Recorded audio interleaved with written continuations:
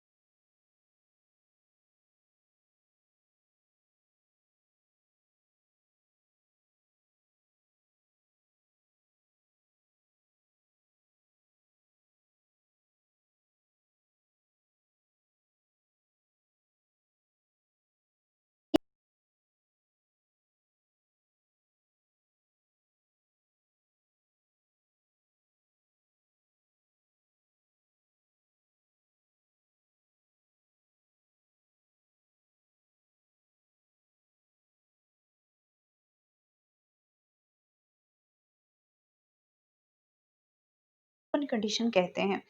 Then उसके बाद जो है वो एम्फीक्राइबल कंसेंट्रिक है और एम्फी बेसल, सबसे इजी है नीचे वाले दो जो हैं वेस्कुलर बंडल।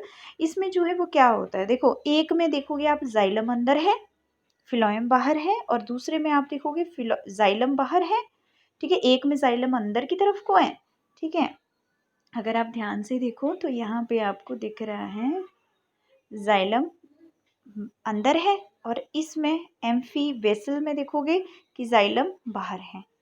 एम्फीक्राइबल में देखोगे फिलोएम बाहर है, और कंसेंट्रिक में देखोगे फिलोएम जो है वो अंदर है। ठीक है, तो ये कंडीशनें जो हैं वेस्कुलर बंडल्स की होती हैं। कई बार 3 मार्क्स में पूछा जाता है कि what are the types of vascular bundles.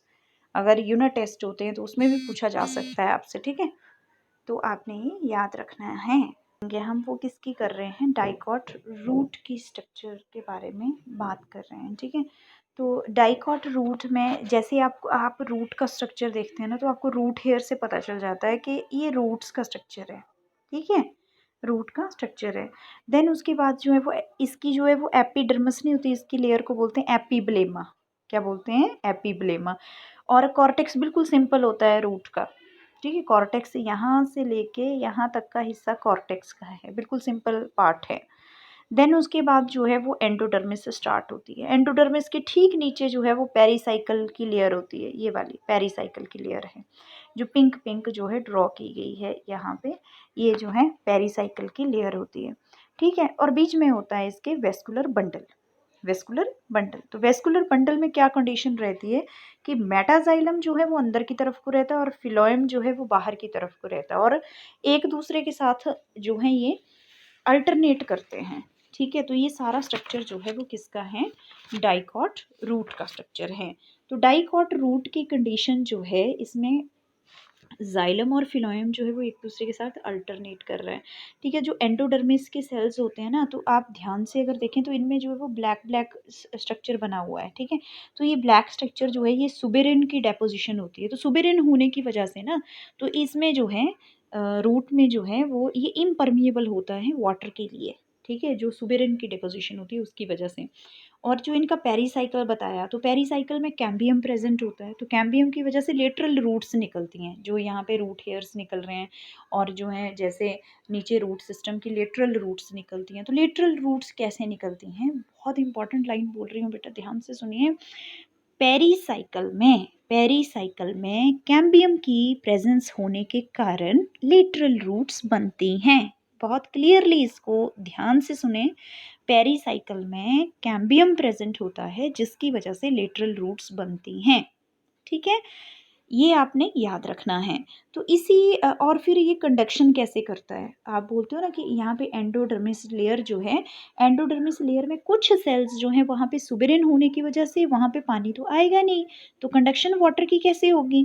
ठीक है, तो वो कैसे होगी? एंडोडर्मिस में कुछ सेल्स जो हैं उनमें सुबेरिन एब्सेंट होगा और उनको बोलेंगे हम पैसेज सेल्स, जिनके थ्रू जो है वाटर की कंडक्शन पॉसिबल रहेगी। ठीक है, तो ये सारा स्ट्रक्चर जो है वो किसका है? ये सारी एनाटॉमी जो है वो किसकी है? डाइकॉट रूट की है। ठीक, डाइकॉट रूट का स्ट्रक्चर।